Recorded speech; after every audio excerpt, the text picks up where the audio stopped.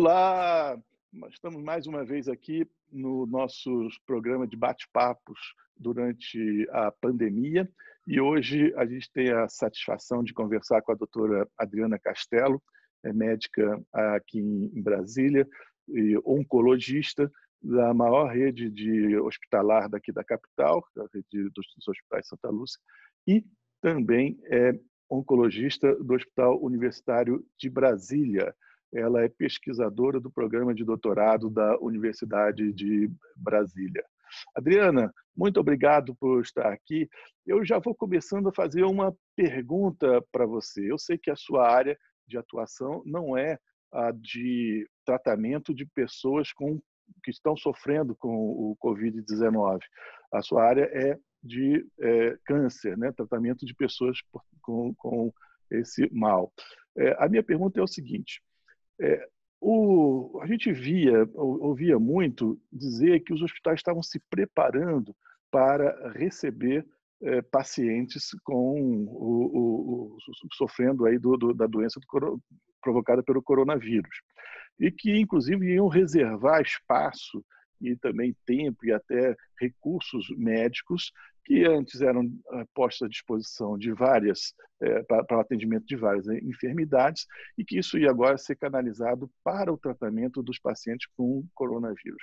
A minha pergunta é a seguinte: o tratamento de outros males, por exemplo, no seu caso específico, o tratamento, o diagnóstico, enfim, a prestação de serviços de saúde para pacientes com câncer, ela sofreu algum impacto por conta desse redirecionamento que a pandemia provocou no sistema hospitalar, tanto particular quanto público?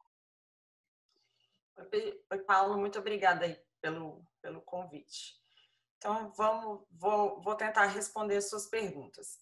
Em relação ao volume, o volume de diagnósticos claramente reduziu. Então, a gente teve uma menor procura de pacientes que procuravam emergência, que iam por questões, outros quadros, dores, enfim, diversos motivos que eles procuravam emergência. A gente vê que essa procura tem sido menor. Então, saiu um dado muito interessante agora do Reino Unido, da Universidade do London College, que eles viram que os encaminhamentos para a oncologia ou para os médicos da família para investigação de câncer reduziu em 76%. Então, você tem um volume muito grande de pessoas que estão deixando de ser diagnosticadas por causa do coronavírus. Isso nesse período de lockdown que eles colocaram a partir de fevereiro. Então, nesse período, a gente acredita, e a gente vê isso nitidamente na prática, a gente tem tido uma redução de encaminhamento de pacientes que vêm da emergência e também aqueles pacientes que não têm procurado, não têm feito exames de rotina, os exames de screening. Tem dados americanos que mostram que o número de colonoscopias reduziram em 90%, a realização de PSA, realizações de mamografia. Então, diversos exames estão deixando de ser feitos porque as pessoas têm receio de procurar os serviços de saúde, têm receio de sair de casa, e isso é um dos motivos. Então, a gente acredita que em breve a gente vai ver, isso vai impactar muito no diagnóstico e na mortalidade de câncer. Esse mesmo estudo da Universidade do Reino Unido, ele mostrou que provavelmente nesse período de Covid, dessa pandemia, né, do Covid, você vai ter um aumento em 18 mil casos a mais de mortalidades por câncer, que são motivadas por um diagnóstico tardio. Então, deixar de fazer o diagnóstico, neste momento, está sendo muito relevante. Em relação ao recurso que você perguntou, se está sendo realocado, isso principalmente a gente observa na rede pública, que eles têm que fazer, você tem que ter um direcionamento das ações, um direcionamento das equipes, e a gente vê que também já era atrasado, a gente já tinha uma fila de espera para início de tratamento de oncologia, já tinha espera, você tem uma espera de exames e essa espera tem aumentado mais ainda. Então, isso tudo, e não é só a questão de não procurar, é a questão do diagnóstico desses pacientes que vai atrasar, porque já existe uma fila, essa fila vai aumentar. Então, isso vai impactar, isso vai aumentar a mortalidade por câncer. Quer dizer, então, que o coronavírus ele está sendo letal não só por ele mesmo, mas também pelas consequências que ele está produzindo é, no, no, a motivação das pessoas para cuidar da própria saúde e da própria estrutura do Estado para fornecer esse serviço à população. É um dado bastante interessante. E assim, não é só isso, porque a gente está tendo uma discussão também da questão do impacto econômico. As pessoas também perdendo emprego, você às vezes deixa de ter um serviço de saúde, às vezes você também deixa de ter condição de realizar um exame. Então, é um impacto muito grande. Então, é uma diminuição na procura do serviço de saúde por medo, você tem uma diminuição, o medo ou a indisponibilidade, muitas clínicas As duas fecharam. coisas juntas, né? Então, assim, não é só você teve muita gente parou de atender, muitas clínicas inicialmente fecharam, então você tem a indisponibilidade. No serviço público também foi a mesma coisa. Eles seguiram fazendo só cirurgias cardíacas, cirurgias por câncer, mas muitos exames deixaram de ser feitos. Você tem o medo, você também tem a questão econômica que vai impactar, porque esses exames, né, o rastreio tem um custo, e então é multifatorial, não é uma questão só da doença em si, né? Olha, eu confesso que eu não tinha pensado nesses desdobramentos todos dessa pandemia. Ela é mais grave ainda do que a gente podia imaginar. Agora, uma das consequências que a gente vê relacionado com essa pandemia é um novo modo de atuar dos médicos, né? Que é a telemedicina. Em que consiste essa telemedicina, Adriana? E mais, ela é eficiente, ela é capaz de amenizar aí esses dramas que a gente vê de pessoas que vão aos hospitais e não encontram o atendimento possível.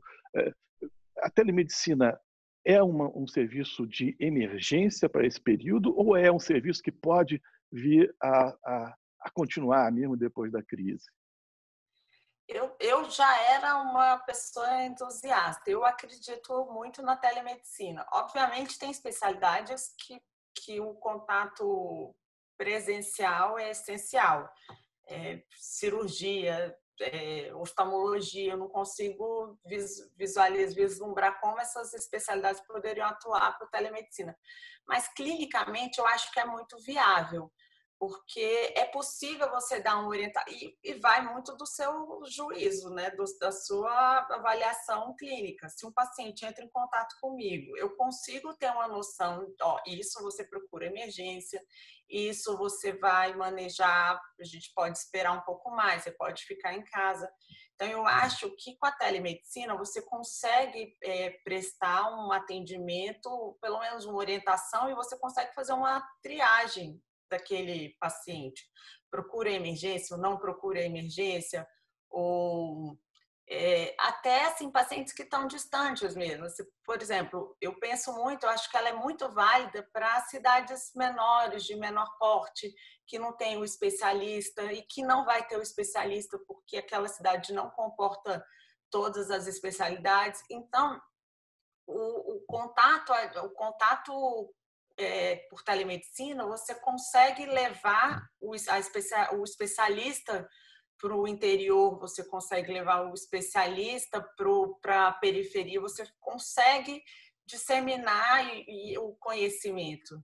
Então, eu sou muito favorável. Obviamente que tem que ter uma regulamentação, tem que ter alguma forma de verificar que aquela pessoa é realmente médica, uma certificação de que aquele profissional ali é um médico mesmo. Mas eu acho que é um método assim, muito, muito importante.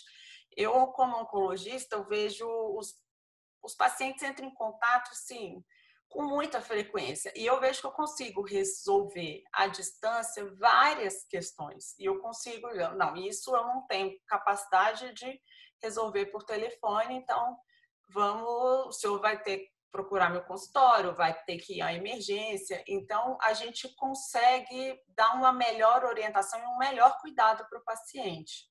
Eu acho que é um método muito válido. E agora, na pandemia, a gente tem dados também americanos, que algumas especialidades, o uso, né, essa ferramenta está sendo muito utilizada e com muito sucesso. Então, por exemplo, psiquiatria subiu o atendimento de telemedicina de forma surpreendente e com relatos de muito sucesso.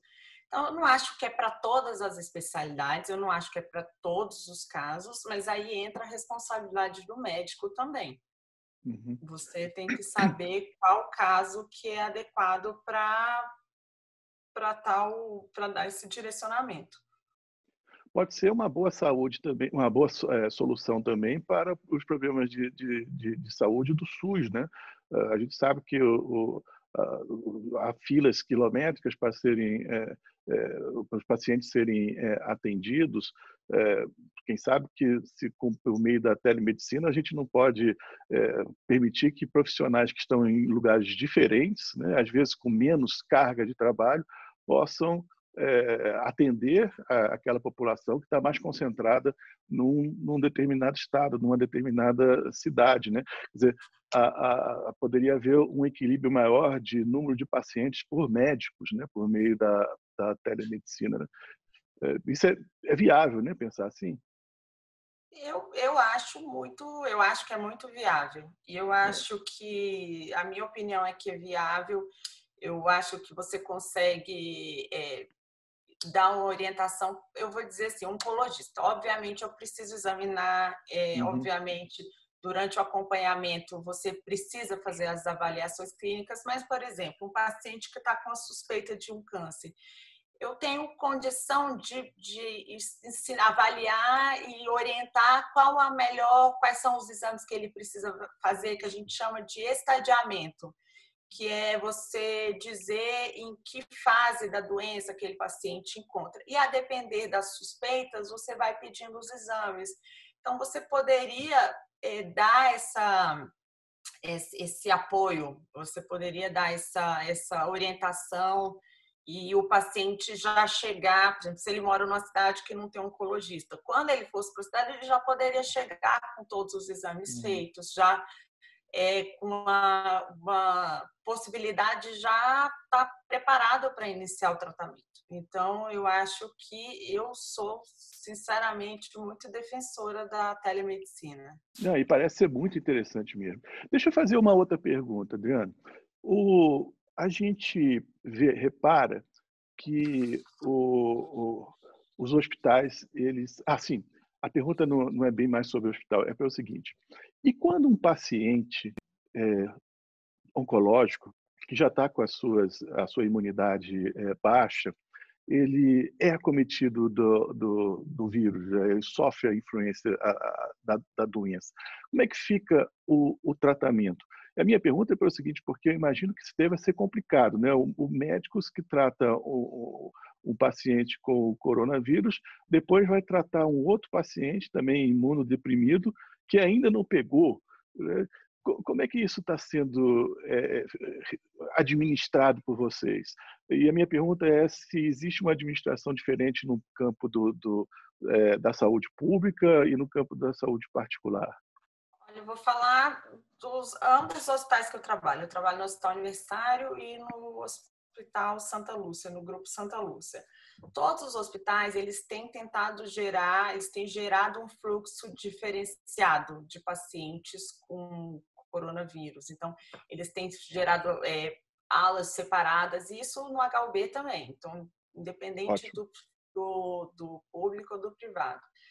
Então, todos os hospitais entendem que o paciente oncológico é um paciente de risco e que é um paciente que que também não pode parar o tratamento. Então, todos os hospitais estão criando fluxos para esses pacientes serem blindados dentro do hospital. Então, a gente fez, o paciente chega, todos os pacientes acompanhantes passam por um rastreio. Em geral, os pacientes têm feito os testes antes de começar o tratamento. Se durante o tratamento alguém tem sintoma ou tem contato com um paciente, com algum paciente COVID positivo, eles retestam. Então, esse check-up, esse follow-up, esse segmento do paciente em relação aos sintomas de COVID tem sido muito rigoroso e independente do hospital, do SUS ou do privado. Isso tem sido muito rigoroso. Então, até hoje eu não tive, assim, a gente não teve grandes problemas, e os pacientes que tiveram, eles foram bem, mas isso também independe. Isso eu estou dando uma experiência pessoal, mas obviamente que é um paciente, um grupo de risco. Por isso que a gente tenta preservá-los e blindá-los ao máximo. E isso não tem sido diferente no HUB ou no Santa Luz, no hospital privado. E eu vejo com meus colegas que o cuidado tem sido exatamente o mesmo em todos os hospitais. Então, todo mundo entende que o paciente com câncer é um paciente diferente, é um paciente de risco, que não pode parar o tratamento e que merece ter todo esse cuidado durante a acolhida dele, durante a quimioterapia, durante as consultas. Então, todo o cuidado tem sido tomado. Olha, que bom. Então, essa sua avaliação já me ajuda a fazer a nossa última pergunta. Eu peço até desculpas, Adriana, eu sei que você está aí super atarefada e eu tinha prometido que não ficaria mais do que 15 minutos, né? Mas a gente já está passando desse marco.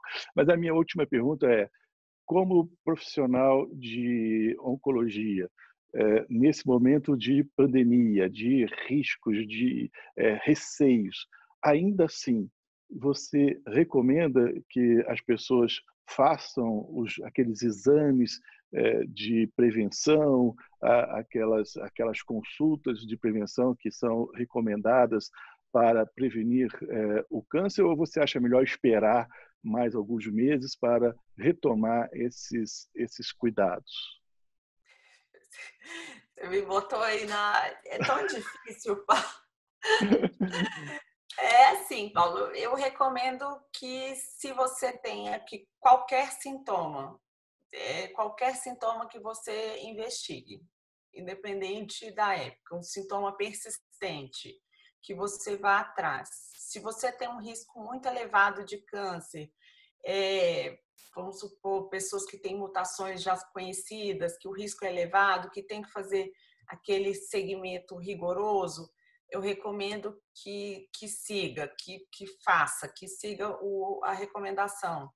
Se for exames de rotina, muito eu faço exame todo ano em junho, eu não acredito que jogar para julho e agosto vai ser muito deletério. Mas assim, o problema é que hoje as pessoas têm sintomas, têm algum mal-estar e ficam em casa. Então, tem pacientes que estão chegando no hospital infartados com sintomas há 3 dias. Tem pacientes que têm dor abdominal que chega com apendicite já supurada porque não quer ir ao hospital de forma nenhuma.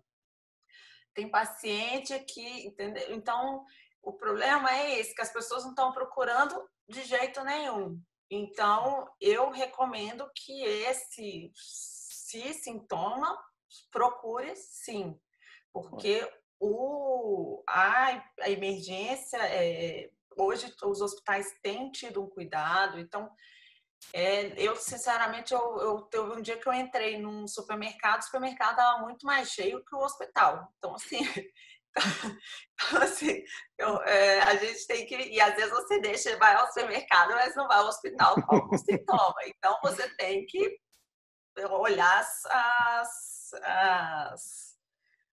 as prioridades. Então, os sintomas, se sintoma tem que ir sim.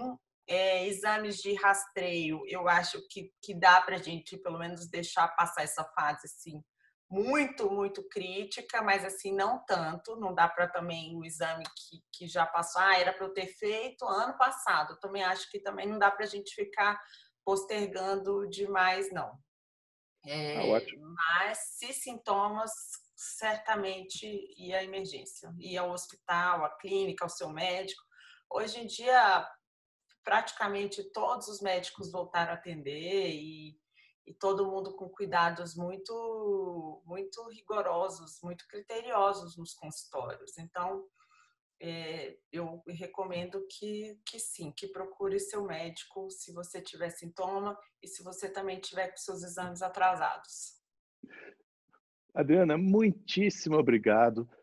O seu charme, a sua objetividade e o seu modo claro de expor tornou uma conversa sobre um assunto tão dramático como esse, como a pandemia, leve e bastante orientadora, e permite também aos profissionais de direito saber em que estágio que nós estamos aí nesse campo da saúde pública. Muitíssimo obrigado e, amigos, até o próximo bate-papo.